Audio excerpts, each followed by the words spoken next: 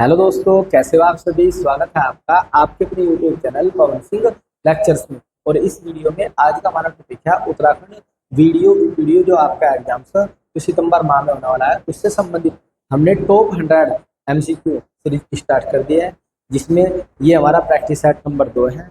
और इस practice set number 2 से संबंधित हमने पहले 50 क्वेश्चन वाली वीडियो को अपलोड कर दिया है, और ये हमारा सेकंड वीडियो है इस सेट से संबंधित। और इसमें हम 50 क्वेश्चन डिस्कस करेंगे। यदि आपने हमारा पहला वीडियो नहीं देखा है तो उसका लिंक आपको डिस्क्रिप्शन में मिल जाएगा और उसे अवश्य देखें। तो आइए शुरू करते हैं। क्वेश्चन है, हाल ही में किस राज्य ने देश की पहली योग नीति लॉन्च की है? तो ये हो जाएगा अपना प्यारा उत्तराखंड। तो C is the right answer. तो ये आप लोगों के करंट के क्वेश्चन है जो आपको परीक्षा में देखने को मिल सकते हैं। हाल ही में राष्ट्रपति द्रौपदी मुर्मू ने राष्ट्रपति तपोवन और राष्ट्रपति निकेतन का उद्घाटन कहाँ पर किया है? तो ये कहाँ किया?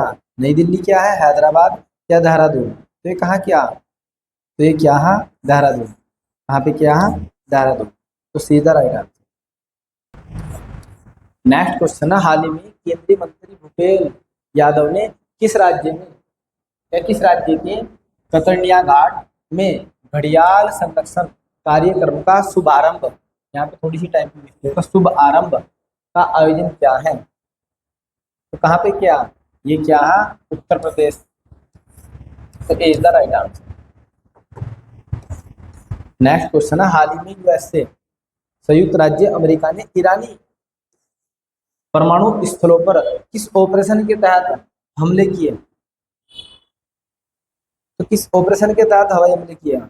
ये किया है operation midnight hammer. Operation midnight hammer. तो ये हो जाएगा आप लोग का a is the right answer. Next question है, हाल ही में 2025 से 35 को किसको हाइड्रो पावर का दशक घोषित किया गया है? तो ये किया गया अरुणाचल प्रदेश को। तो a is the right answer. Next है, वैश्विक शांति सूचकांक 2025 में भारत को कौन सा स्थान मिला है? तो शांति सूचकांक में भारत को मिला है 115वां स्थान। तो B is the right answer. Bharat की 16वीं जनगणना 2027 के पहले चरण की शुरुआत कब होगी? नहीं की जाएगी अक्टूबर 2026 में। तो B is the right answer.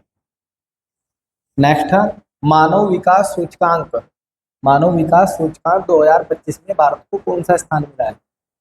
तो ये मिला 130वां स्थान। तो B is the right answer.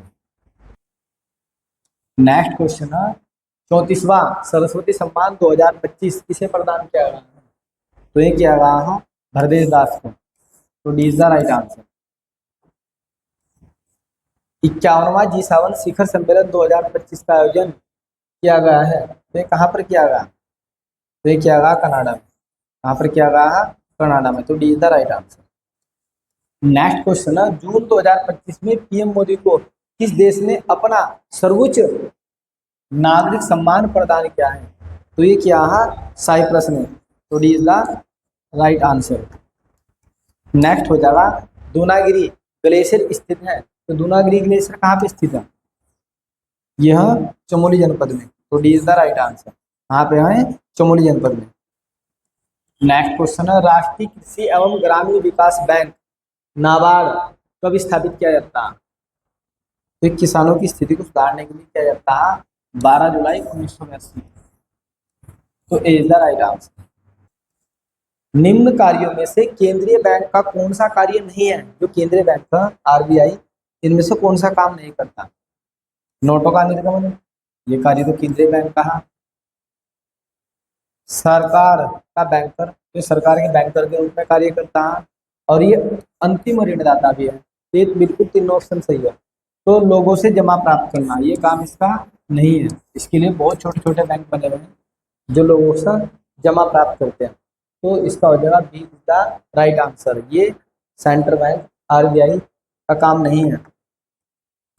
Next question है, उत्तराखंड मंत्री परिषद में मुख्यमंत्री सहित अधिकतम मंत्री होंगे। तो कितने मंत्री अधिकतम हो सकते हैं? तो हो सकते हैं 12 मंत्री। तो B is the right answer. Next हो जाएगा, पूर्वी रामगंगा नदी का उद्गम स्थल है। पूर्वी रामगंगा नदी कहाँ से निकलती है? तो ये निकलती है नामिक ग्लेशियर से। तो D is the right answer.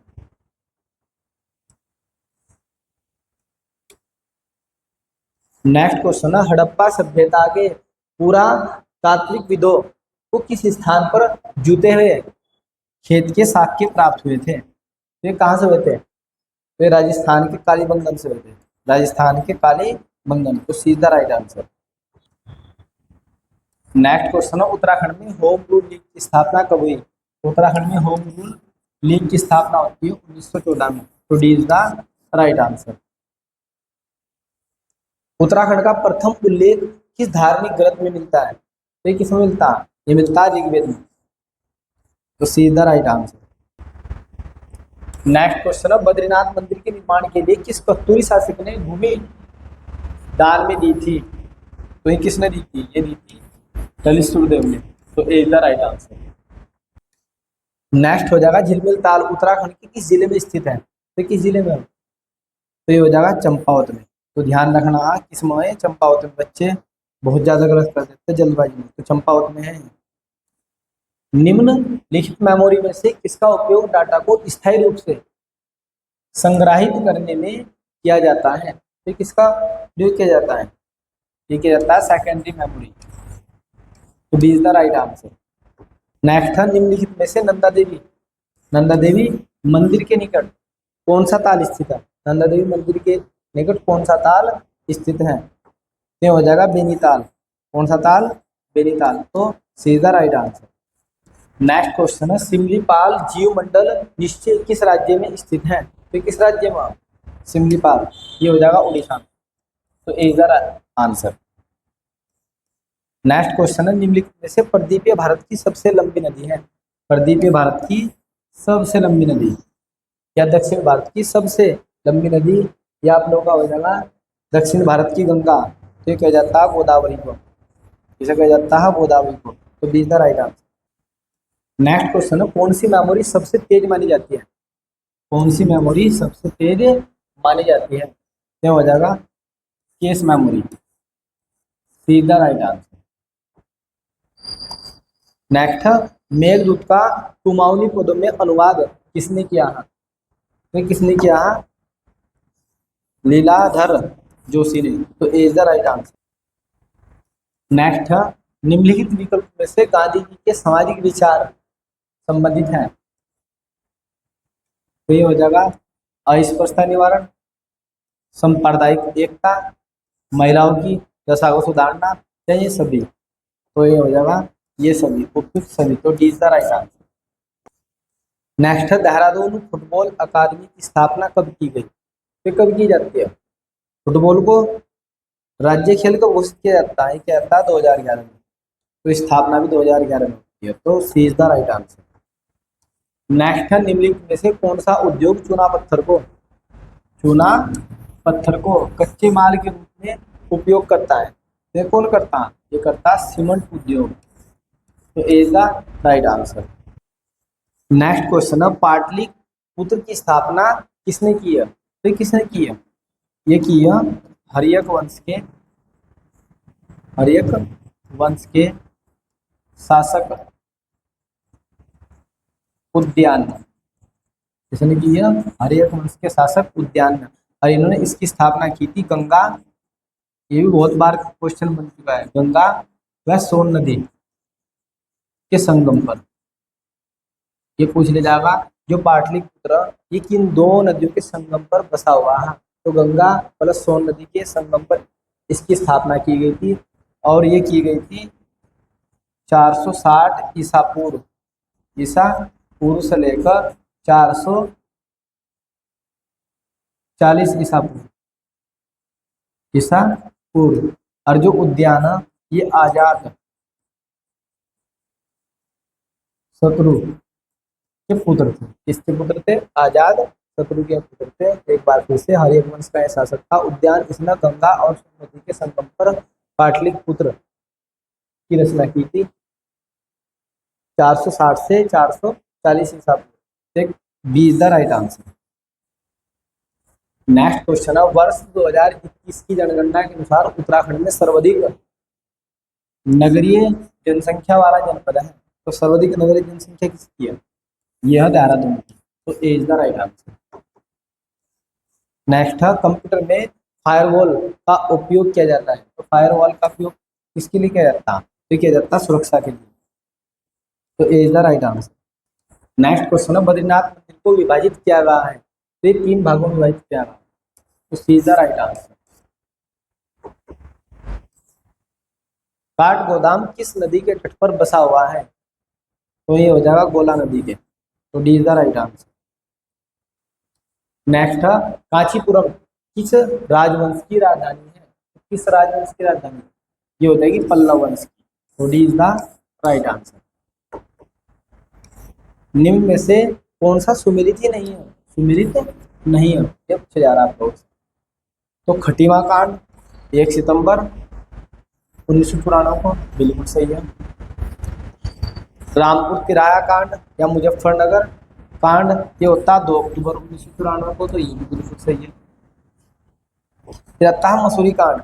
Mussoorie कांड 3 सितंबर 1994, ये गलत है। तो ये कब होता है? ये होता है 2 सितंबर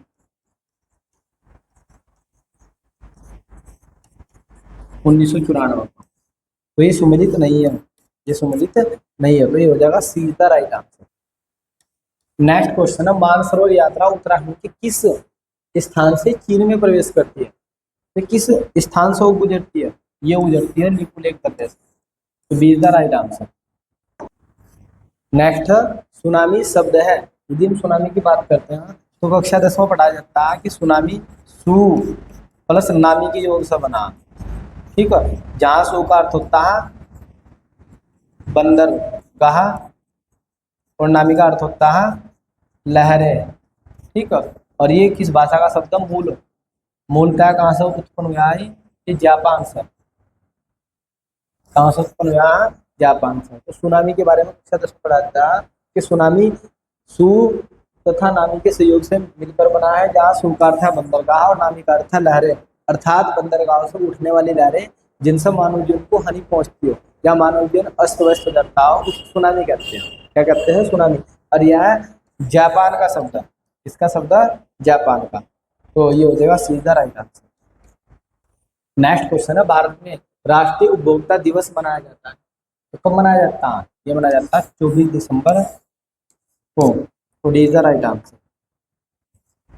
नेक्स्ट है, उत्तराखंड भारतीय गणतंत्र राज्य जब उत्तराखंड का निर्माण होता है तो किस राज्य के रूप में होता है? तो ये भारत का 27वां राज्य बनता है। तो D is the right answer.